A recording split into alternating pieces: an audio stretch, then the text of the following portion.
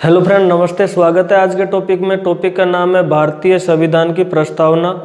प्रस्तावना में विभिन्न प्रतियोगी परीक्षाओं में पूछे गए प्रश्नों के बारे में और उन्हीं प्रश्नों के आधार पर आगामी प्रतियोगी परीक्षाओं में कौन कौन से प्रश्न हो सकते हैं, ट्रेंडिंग जो प्रश्न है उनको हाईलाइट करते हुए प्रस्तावना को निम्न बिंदुओं के अंदर हम स्पष्ट करेंगे। सबसे पहले परिचय पढ़ेंगे। परिचय के बाद में हमारी प्रस्तावना पर किन किन क्रांतियों का प्रभाव पड़ा, उसके बाद में प्रस्तावना के मूल जो 4 तत्व है उनके बारे में, प्रमुख वाद कौन कौन से, उन वादों में क्या क्या डिसीजन हुए, उसके बाद में इस प्रस्तावना में निहित तत्व और उन तत्व यानी उन तत्वों का क्या अर्थ है, इनके बारे में अध्ययन करेंगे। सबसे पहले एक बात स्पष्ट है कि प्रत्येक देश का एक संविधान होता है। संविधान के प्रारंभ में एक प्रस्तावना होती है। उस प्रस्तावना में उस देश के संविधान के उद्देश्य और उस संविधान को बनाने का क्या प्रयोजन है, यह स्पष्ट किया जाता है। प्रस्तावना किसी भी राष्ट्र की जीवन दर्शन की अभिव्यक्ति होती है। सबसे पहले प्रस्तावना कौन से देश में के संविधान में ली गई प्रयोग में, तो प्रस्तावना सबसे पहले यूएसए के संविधान में प्रयोग ली गई। यूएसए के संविधान से ही अन्य देशों के संविधान में प्रस्तावना का प्रादुर्भाव हुआ। इसके बाद में अगर हम बात करें तो भारतीय प्रस्तावना के बारे में ठाकुरदास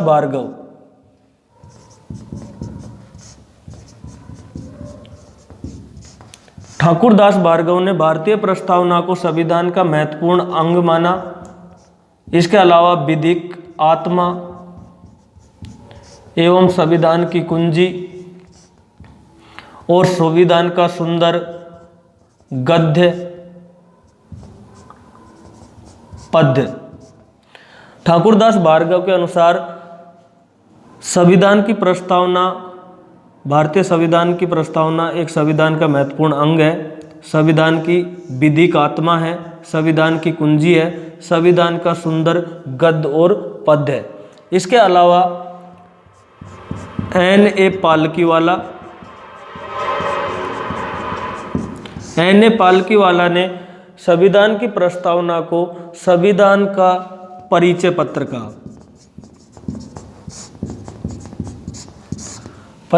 कहा, जबकि K.M. मुंशी की अगर हम बात करें तो K.M. मुंशी ने राजनीतिक कुंडली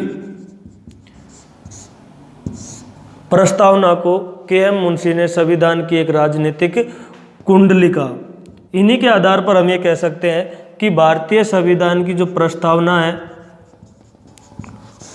और उस प्रस्तावना का अर्थ है उद्देशिका या भूमिका। संविधान की प्रस्तावना का अर्थ हुआ उद्देशिका या भूमिका। इसके अलावा हम ये कह सकते हैं संविधान का सार या संविधान का दर्पण। तो हमारे संविधान की प्रस्तावना है, उसमें हमारे संविधान के निर्माताओं के विचारों को झलक भी देखने को मिलती है। इसके बाद में थोड़ा सा टॉपिक को आगे बढ़ाते हैं कि प्रस्तावना कहाँ से ली गई है, प्रस्तावना की भाषा कहाँ से ली गई है, ऐसा भी एक प्रश्न है जो बन सकता है। सबसे पहले बात करूँगा मैं कि संविधान की जो भारतीय संविधान की प्रस्तावना है वो कहाँ से ली गई है। भारतीय संविधान की प्रस्तावना यूएसए यानी अमेरिका के संविधान से ली गई है, जबकि प्रस्तावना की भाषा की बात करें तो वह ऑस्ट्रेलिया के संविधान से ली गई है। यहाँ स्पष्ट कहना चाहता हूँ मैं कि प्रस्तावना यूएसए के संविधान से ली गई है, प्रस्तावना की अवधारणा, जबकि प्रस्तावना की भाषा या प्रस्तावना का भाव है वो ऑस्ट्रेलिया के संविधान से लिया गया है। जो प्रस्तावना है उस प्रस्तावना का जो प्रथम शब्द है हम भारत के लोग।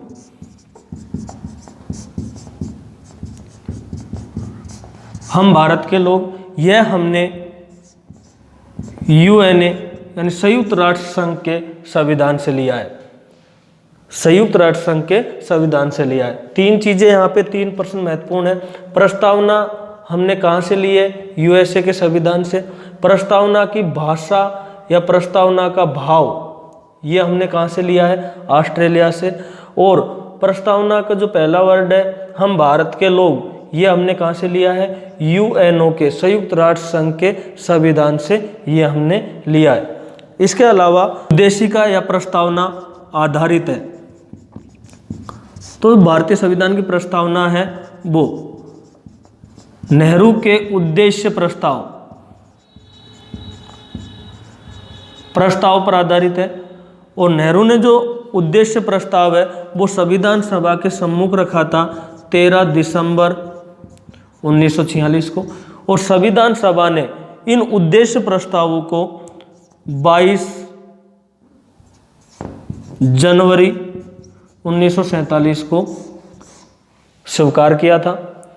इसके अलावा हम बात करें कि संविधान सभा द्वारा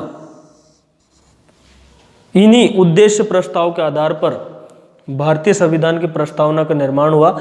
इसीलिए भारतीय संविधान की जो प्रस्तावना है उसे उद्देशिका के नाम से भी जाना जाता है। इसके अलावा भारतीय संविधान की जो प्रस्तावना है उस प्रस्तावना पर किन किन का प्रभाव पड़ा, तो भारतीय संविधान की प्रस्तावना पर 3 क्रांतियों का महत्वपूर्ण प्रभाव पड़ा। सबसे पहली क्रांति की बात करें हम तो फ्रांस की क्रांति, उसके बाद में अमेरिका की क्रांति और रूसी क्रांति। फ्रांस की क्रांति की जो विषय को देन है वो है समानता, बंधुत्व, स्वतंत्रता।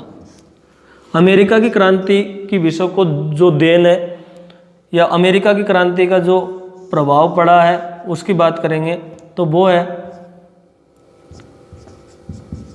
व्यक्तिगत एवं राजनीतिक स्वतंत्रता। अमेरिका की क्रांति से व्यक्तिगत एवं राजनीतिक स्वतंत्रता एवं रूसी क्रांति से आर्थिक समानता। तो 3 क्रांतियों का भारतीय संविधान की प्रस्तावना पर प्रभाव पड़ा है।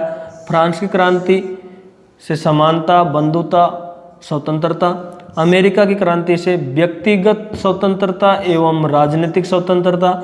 रूसी क्रांति से आर्थिक समानता, इनका प्रभाव पड़ा है। इसी के अलावा भारतीय प्रस्तावना पर अन्य देशों के संविधान की प्रस्तावना व अन्य देशों के संविधानों का भी प्रभाव पड़ा। मूलतः क्रांतियों की बात थी तो इन 3 क्रांतियों का प्रभाव पड़ा। भारतीय संविधान की जो मूल तत्व है, मूल तत्वों की यहाँ पे 4 मूल तत्व है। 4। पहला जो मूल तत्व है शक्ति। संविधान की शक्ति किसमें निहित है या शक्ति का स्रोत कौन है, तो पहली बात है भारत की जनता। भारत की जनता संविधान की शक्ति का स्रोत है। दूसरा निहित जो तत्व है महत्वपूर्ण या मूल तत्व है वो है भारत की प्रकृति कैसी है। भारत की प्रकृति कैसी है, तो भारत की प्रकृति है एक संपूर्ण प्रभुत्व संपन्न समाजवाद लोकतांत्रिक गणराज्य। भारत की प्रकृति कैसी है, एक संपूर्ण प्रभुत्व संपन्न लोकतांत्रिक गणराज्य की है। संविधान के जो प्रस्तावना उसका उद्देश्य क्या है, न्याय, समानता, बंधुत्व, ये 3 प्रमुख उद्देश्य हैं। अंगीकृत तिथि, उद्देशिका की जो अंगीकृत तिथि है वो कौन सी है, 26 नवंबर 1949। तो ये 4 संविधान के मूल तत्व है। शक्ति का स्रोत कौन है, संविधान की शक्ति का स्रोत जनता है। भारत की प्रकृति कैसी है, एक संपूर्ण प्रभुत्व संपन्न लोकतांत्रिक समाजवादी पंथ निरपेक्ष गणराज्य की। उद्देश्य क्या है, न्याय, समानता, बंधुत्व। अंगीकृत की तिथि कितनी है, 26 नवंबर 1949। इसके बाद में प्रमुखवाद। प्रमुखवाद की बात करें तो 2 मामले थे। 2 मामलों में उच्च न्यायालय ने जो महत्वपूर्ण निर्णय सुनाए उन निर्णयों पे हम बात करेंगे। तो ये महत्वपूर्ण प्रश्न बहुत ही प्रतियोगी परीक्षाओं में पूछा जाता रहा है। सबसे पहले बात करेंगे पहला जो वाद है वो है बेरुवारी वाद। बेरुवारी वाद, बेरुवारी यूनियनवाद 1960। कौन सा है? 1960।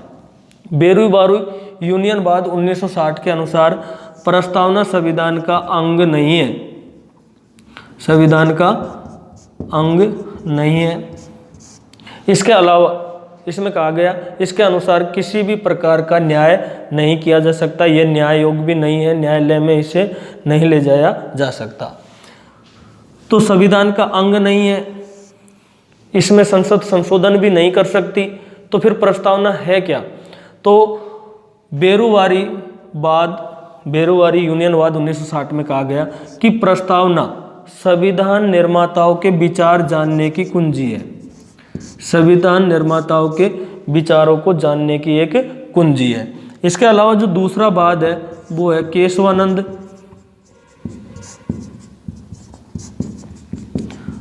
भारती बनाम केरल राज्य 1973। केशवानंद भारती बनाम केरल राज्य जो वाद था, इसमें सबसे पहले स्वीकार किया गया कि प्रस्तावना संविधान का भाग है, इसमें संशोधन हो सकता है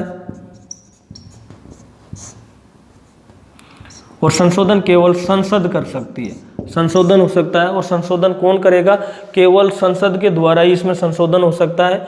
और जो इसमें संशोधन होगा वह अनुच्छेद 368 के अंतर्गत नहीं आएगा।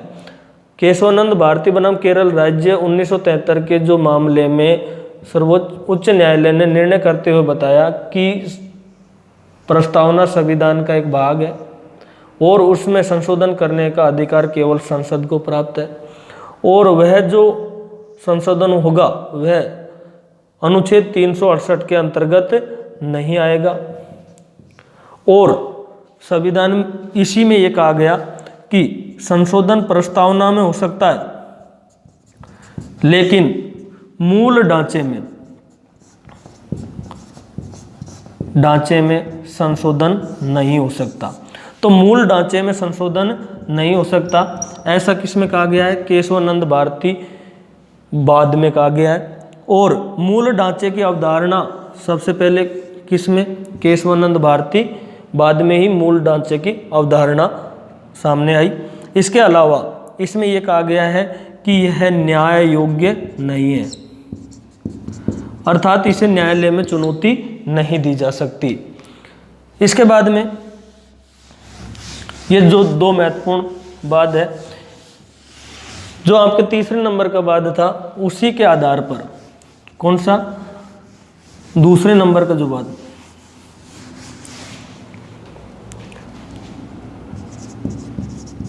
केशवानंद भारती वाद के आधार पर ही प्रथम व अंतिम बार, पहली बार व अंतिम बार 42वें संविधान संशोधन 1976, 42वें संविधान संशोधन 1976 के अनुसार प्रस्तावना में 3 शब्द जोड़े गए। एक है समाजवाद, दूसरा पंथ निरपेक्ष, तीसरा जो शब्द जोड़ा गया था वो है अखंडता। तो ये 3 शब्द जोड़े गए। इसके अलावा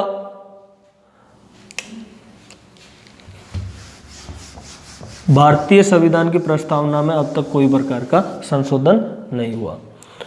अब पढ़ेंगे हम प्रस्तावना में निहित तत्व। प्रस्तावना में निहित तत्व कौन कौन से हैं उनके बारे में।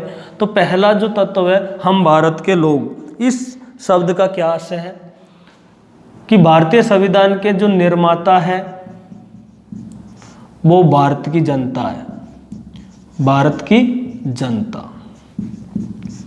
भारतीय संविधान का निर्माता कौन है? भारत की जनता। भारतीय संविधान का निर्माण किनके लिए हुआ? भारतीय जनता के लिए। शक्ति किसके हाथ में? भारतीय जनता में। संपूर्ण प्रभुत्व संपन्न शब्द का क्या अर्थ है? संपूर्ण प्रभुत्व संपन्न शब्द दूसरा कौन सा है? संपूर्ण प्रभुत्व संपन्न। संपूर्ण प्रभुत्व संपन्न का मतलब है भारत अपने आंतरिक मामले एवं वैदेशिक मामले, आंतरिक व वैदेशिक मामले में पूर्ण रूप से स्वतंत्र है। किसी भी देश का भारत के आंतरिक और वैदेशिक मामलों में किसी प्रकार का कोई भी हस्तक्षेप नहीं है। वो भारत अपने इन मामलों में पूर्ण रूप से संपूर्ण प्रभुत्व संपन्न है, निर्णय लेने में स्वतंत्र है। पंथ निरपेक्ष, पंथ निरपेक्ष का सीधा सीधा सा यह अर्थ है कि पंथ निरपेक्ष मूल संविधान में नहीं, 42वें संविधान संशोधन 1976 द्वारा ये जोड़ा गया है। इसी के आधार पर भारत का कोई भी राष्ट्रीय धर्म नहीं है। तो पंथ निरपेक्ष शब्द से आशय यह है कि भारत का कोई भी राष्ट्रीय धर्म नहीं है और भारत में सभी धर्मों को समानता है। सभी सरकार सभी धर्मों का समान पोषण करती है। सभी व्यक्तियों को धर्म मानने की, अंतःकरण की स्वतंत्रता प्रदान की गई है। लोकतंत्र का मतलब है भारत में जनता का शासन अपनाया गया है। कौन सी शासन प्रणाली अपनाई गई है? जनता का शासन। और वो जो शासन होता है वो लोकतंत्र होता है। लोकतंत्र की सबसे अच्छी जो परिभाषा है वो है अब्राहम लिंकन की। अब्राहम लिंकन की परिभाषा है जनता का, जनता के लिए, जनता के द्वारा शासन। जनता का, जनता के लिए और जनता के द्वारा शासन। जनता का, जनता के लिए, जनता के द्वारा शासन। इब्राहिम लिंकन की परिभाषा किसके लिए? लोकतंत्र के लिए। गणराज्य, गणराज्य शब्द का आशय है कि भारत संघ का जो प्रमुख होता है, भारत संघ का प्रमुख, अब भारत संघ का प्रमुख कौन होता है? राष्ट्रपति। हमारे भारत संघ का प्रमुख है राष्ट्रपति। राष्ट्रपति निर्वाचित होता है, वंशानुगत नहीं।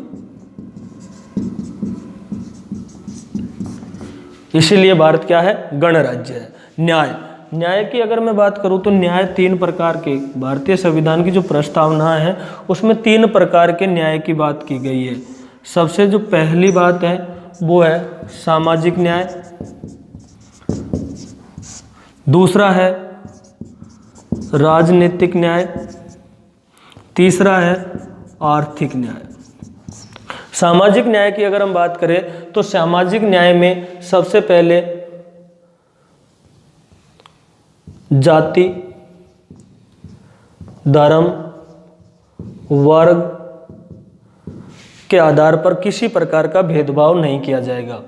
सामाजिक न्याय में जाति, धर्म, वर्ग के आधार पर किसी प्रकार का भेदभाव नहीं किया जाएगा। राजनीतिक न्याय में किसी भी ऑफिस या सरकारी दफ्तर या किसी भी राजनीतिक पार्टियों में या राजनीतिक प्रणाली में किसी भी व्यक्ति को आगे बढ़ने से रोका नहीं जाएगा, सभी को समान अवसर प्रदान किए जाएंगे। आर्थिक न्याय की बात करें तो यहाँ पे संपत्ति एवं पूंजी की जो असमानता है समाज में, उस असमानता को दूर करने के प्रयास किए जाएंगे। ये तो 3 प्रकार के न्याय की अवधारणा है। समाजवाद है अगला। समाजवाद से आशय क्या है? भारतीय समाजवाद नेहरू की विचारधारा पर से प्रभावित है। भारतीय समाजवाद नेहरू की विचारधारा से प्रभावित है। हम ये कह सकते हैं कि जो भारतीय समाजवाद है उसमें व्यक्ति को जीवन जीने का जीवन स्तर, रहन सहन, उसकी आर्थिक स्थिति, हम कह सकते हैं लोक कल्याणकारी राज्य की स्थापना की बात की गई है। एकता और अखंडता, एकता और अखंडता की अगर हम बात करें तो एकता मूल संविधान में था, अखंडता शब्द 42वें संविधान संशोधन 1976 द्वारा जोड़ा गया, जिससे भारतीय राष्ट्र की एकता को और भी अधिक मजबूती मिलती है। एकता और अखंडता भारतीय संविधान को मजबूती प्रदान करते हैं। तो ये था दोस्तों आज का वीडियो भारतीय संविधान की प्रस्तावना के बारे में।